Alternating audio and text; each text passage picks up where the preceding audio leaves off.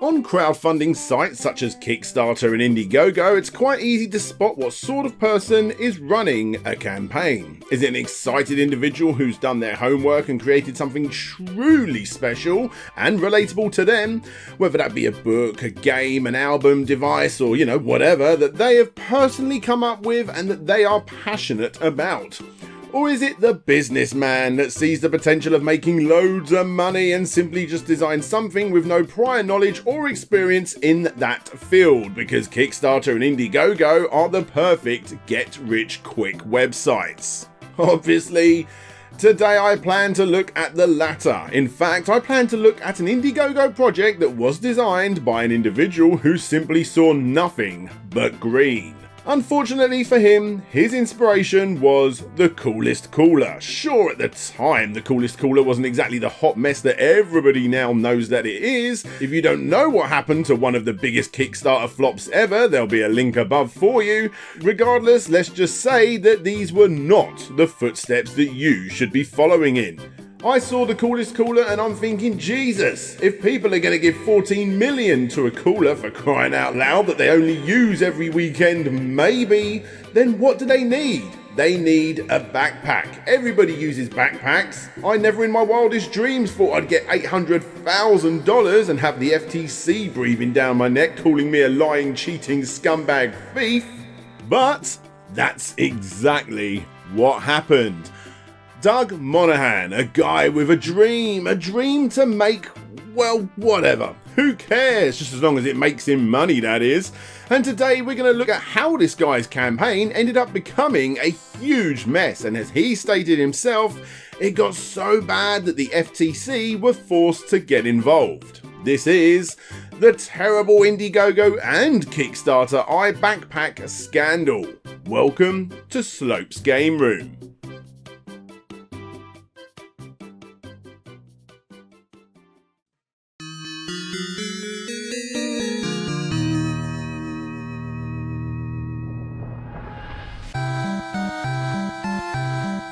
iBackpack, Wi-Fi ultra thin and powerful batteries, Wi-Fi many batteries, 16 USB ports, bulletproof car and wall charger, high-tech USB cables and more. What else could they possibly put in this thing? And if you're thinking to yourself, nah, my backpack's good enough, ask yourself this: is your backpack bulletproof? Yeah, that got your attention, didn't it? Because you know what? The iBackpack is bulletproof. 4,031 backers put down a combined total of $720,910. Its goal was only $50,000 and it got past that in a single day. It was obviously helped along by the constant barrage of news sites picking it up with taglines such as "Traveling gets smarter with the iBackpack," "Meet iBackpack, the tech-friendly backpack of your dreams," "iBackpack is the dream bag for tech junkies on the go," etc, etc, etc. Who wouldn't want this, right? Military grade straps, Velcro holder for your smartphone, similar buckles used by soldiers, a rubber base that will look after your electronics even if dropped from a second story window, Roman shield grip so it can be held like a Roman shield for whatever reason, not 1, not 2, not 3, not 4, not 5, not 7, but 6 additional key holders, advanced waterproof technology, a hood hidden directly into the backpack, a battery pack with an LED display and 5 smart USB 3.0 ports, an LED light, a mirror, a fan, Bluetooth speakers, chargers, Bluetooth itself, modem, Apple and Android cables, yep, for some reason you've got both, car chargers, and God knows how many other leads, all retractable of course, a GPS system that also doubles up with an app to offer anti-theft notifications and a protection system using 3G and 4G, about 50 pockets including hidden ones, a gun holster, and as stated, it was bulletproof. This is all wrapped up, of course, with a nice lifetime warranty. And that's not all. Seriously, between the two campaigns, this thing had more gadgets injected into it than most crowdfunding sites pushed together. So again, I ask, who wouldn't want this? What? Oh yeah, there was a second campaign too. That one popped up this time on Kickstarter, asking for only $50,000 and again beating that figure to the tune of $76,693 from 252 backers, giving us the grand total of $797,604. Again, who wouldn't want this? It really is revolutionary. Doug Monahan is the man behind the iBackpack, a bag he designed in January for everyday life. Open the bag up and lay it all the way down. It's equipped with Bluetooth, Wi-Fi, charging stations. And Doug says it can also withstand a bullet shot from almost any type of gun. People need some protection. Something at least. And I thought, well, for a little bit more fabric, I can add a pocket into the backpack and just stick Kevlar in it or something. Doug Monahan, Chief Executive Officer and founder at a company called Daybreak Data, a hardcore user of Kickstarter, creating only one campaign, but backing no less than 267 projects on the platform, and he also contributed to 16 others on IndieGoGo too, and who knows how many he actually backed on that platform as well. But you got to ask the question, why did he back so many projects? Does he really like all of these mysterious products from all over the site in all different categories? Or is there more to it than that? Obviously there's more to it than that. You see, not all was well by December of 2016 when the backpack was expected to be shipped out, and by this point the 2.0 backpack was finished over on Kickstarter for the extra money of course, but that wasn't enough, which is why Doug's team at Daybreak were contacting as many successful Kickstarters and IndieGoGo projects as possible in an attempt to swap backers' data. And get this, some project owners were actually agreeing to it, finding out their names, addresses, campaigns backed, and suggesting that these campaign owners use this information to sell to these individuals via Facebook advertisements. And this sort of behaviour wasn't anything new, as old Usenet message boards had been complaining about Dougie for years, constantly barraging everyone that they can with his company that can offer their own online services. He was also the head honcho of another company, more than likely actually the same company but with a different name, where he was found to send out spam emails to companies, any companies, with information about their crappy websites, whether their websites were crappy or not, and offering to fix them up. Seriously, if you dig around blogs and old forum posts way before the backpack scandal, you'll find plenty of people bringing this sort of stuff up, and plenty of posts from ex-employees calling him out too. He even claims in a later interview that either Business Week or TechCrunch, he forgets which, had actually branded him Arsehole Boss of the Year. And we're still not done with the self-proclaimed high-technology visionary and inventor's past, because after, or more than likely during, his spam emailing days, if you search IndieGoGo, you'll find that the backpack wasn't his first failed campaign. You got Mojo, bag, battery, cables, plugs and sales leads that didn't hit its goal of 10k, but still got 3,644 with flexible funding, meaning that he got the monies regardless. And then you've also got PAL, super smart USB magnetic cable systems, and that also did not hit its goal, but still gained $7,982 via, again, flexible funding. According to the comments of both of these campaigns, even though some people did get refunds, it looked like the vast majority did not. And considering both of these campaign videos are filled with nothing but stock footage and rendered stills, my guess is that they were both completely fictional products. Cha-ching! That's a nice extra $11,626, isn't it, Doug? Anyway, back to December 2016 on the old iBackpack scam. It was at this point that one of the angriest of mobs I've ever seen since the Vega Plus days was formed over on Facebook, and the hardcore investigation into Doug and his crew started to take place. At first it was a public group filled up with angry backers simply wanting answers, but as time moved on and more people got involved, it turned into something much more. constantly inviting confused backers into their closed community from the comments section of the campaigns, which obviously teased Doug to no end, who constantly saw this group popping up and he desperately wanted in. Reports of him setting up fake accounts in an attempt to gain entry popped up here and there, but every time someone tried to get in, the crew would work out who it was and make a judgment call, and from what I can tell, Doug never made it in, which if you ask me, is incredibly odd. I mean, who knows, maybe he did get in somehow. I did, and I didn't back the thing. Simply getting a friend or colleague to back the campaign and then using their Facebook account to gain access would have been a pretty easy way for Doug, if you ask me, and I doubt that that would have ever been found out. Like I said, I can't be sure if he ever did get in, but if he didn't, that's idiotic, and probably a good thing for Doug. You know the expression, the internet never forgets? Never has that been more true than in this closed Facebook group right here. It's insane, proof of every little thing that Doug did. Where he lives, where he chose to eat, his car, pictures of his apartments, his phone number, well actually he voluntarily gave that out.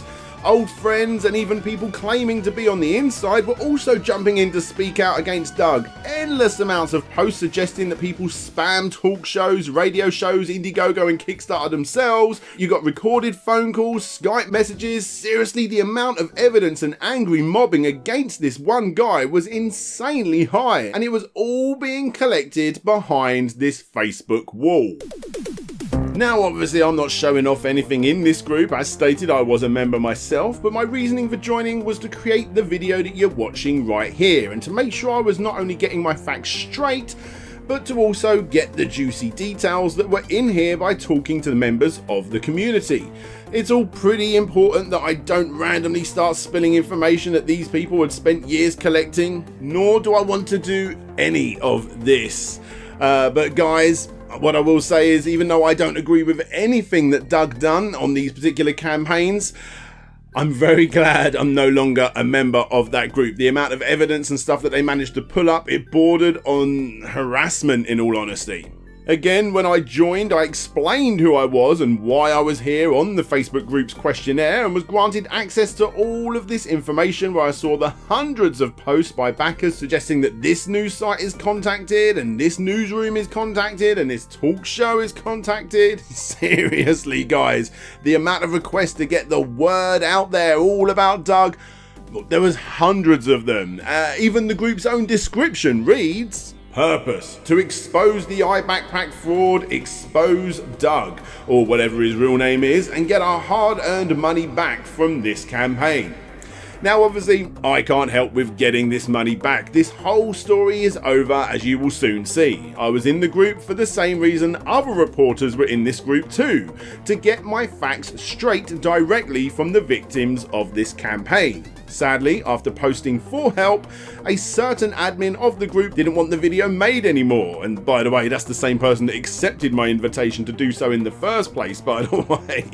And this particular person threatened legal action if I was to use anything from the group, and saw what I was doing as nothing more than benefiting from the victims of this scandal. Just like every other person that's already reported on this story, including some reporters that were actually in this group. It was a barrier that honestly I was not expecting to go up against when reporting on this story myself. You know, the main backer of a group whose purpose is to expose Doug Monahan, not wanting to do that exact thing, and this is why everything has been a bit strange lately, with public videos on my channel being swapped around and all that jazz. But hey, I said I was going to report on this story, and that's exactly what I plan to do.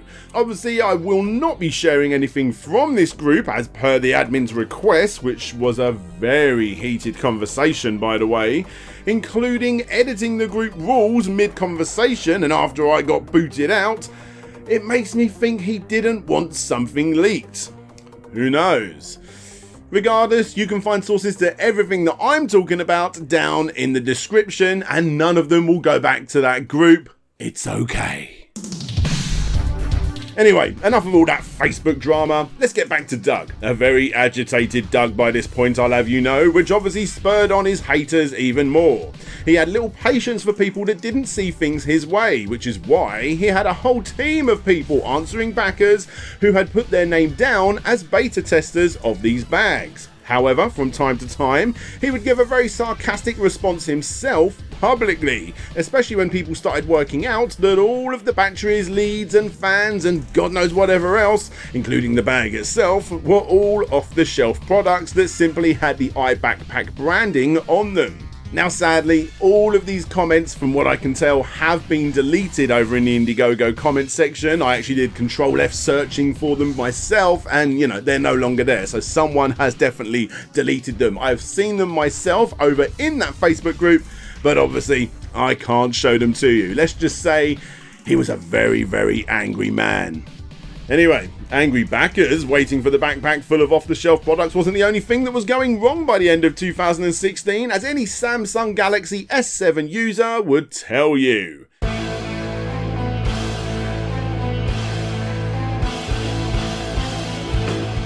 Yep, just like the extremely small percentage of S7 users, the iBackpack claimed to feature the exact same lithium-ion battery, and therefore to combat this, they decided to put polymer-ion batteries inside the bag instead, which obviously pushed back the production of these bags. Now, this may sound like a good thing and a worthy reason to delay the product, except lithium-ion batteries are pretty common, very common in fact, and even though they claim that the batteries in this exploding phone are the same as the ones found in this bag, a beta tester proved that this wasn't the case. As time went on, the website got taken down, the Facebook and Twitter page stopped getting updated, Doug was literally calling and leaving voicemails to people trying to explain himself, and constantly used the Samsung battery issue as an excuse, even though they were not the exact same type of battery. Anyway, this is all starting to sound a little bit long-winded now, isn't it? And you know what? I agree. For the rest of the campaign, it was primarily just Doug saying that he didn't do something, and then the commenters saying that he did. That was pretty much it. Let's get to the real stuff. A Verge reporter back in March of 2020 was actually able to speak with Doug himself, which by the way didn't seem all that hard to do, as Doug was very open with speaking to anyone that would listen throughout this entire campaign. In his eyes, this whole thing was simply a business gone wrong. He's not a bad guy, it's just that sometimes business fails, according to him. The craziest thing about this entire article though is that he bought the backpack along to the interview. So yeah, the backpack does exist. Did every little thing work as expected? Well, not completely, and obviously not. That's evident from the beta testers and the fact that the GPS and anti-theft app was never completed, among other things. It's worth stating that in the article there's no mention of the batteries being the exact same as the Samsung batteries, but this was one of the reasons, the main reasons, he still didn't want to ship the bags. No matter how much people begged and threatened him, he explains that he simply was not going to be sending out a bag with lithium-ion batteries in it because, it might explode. The article explains how he broke his leg falling out of his bed and he'd become addicted to painkillers, and that the FTC, who was looking into what he spent the money on, was reporting that he'd spent it on personal expenses such as Bitcoin purchases, ATM withdrawals and credit card debt. Obviously, putting all of this together with his new medication addiction resulted in backers coming to their own conclusion as to what those withdrawals were used for. It goes into detail about the endless amounts of people that have worked with him whose lives have been completely destroyed, where he's actually stolen from, and obviously every claim against him is apparently, according to Doug, untrue. I personally saw many of these ex-colleagues, ex-friends and ex-workers' reports myself in that closed Facebook group, so believe who you want to believe in this scenario, but no matter how many came forward, he denied these claims every single time.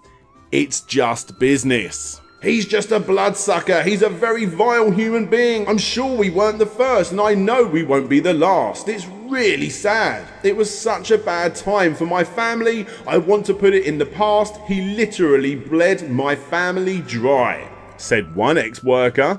He stole everything, he stole the idea, and he did it with an arrogance of like, well, I'm a billionaire, what you gonna do? Said another ex-worker.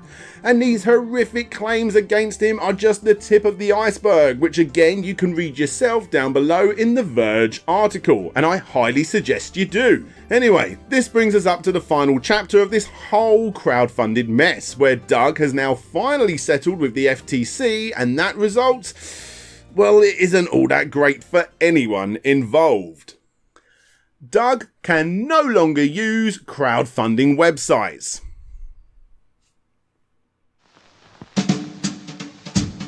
He has stated that he still will provide the backpacks, but the entire $797,502.20 has now been suspended, just so long as Monahan accurately represents his financial status to the agency, which he probably can do quite easily.